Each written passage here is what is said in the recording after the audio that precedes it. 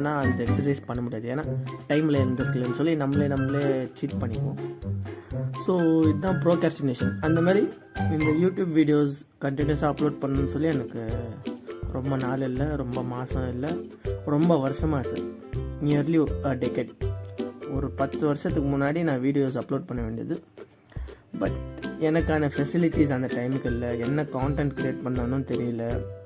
Just creator ஆகணும்னு ஆசை, என்ன க்ரியேட் பண்ண போகிறேன்னு தெரியல. அதாவது கான்டென்ட் க்ரியேட்டர்.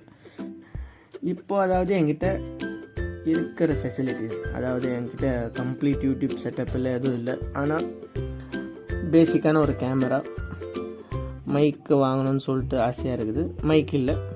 ஸோ பேசிக் மைக்கை வச்சு எதனா ஒன்று க்ரியேட் பண்ணலான்னு சொல்லியிருக்கேன். So starting simple.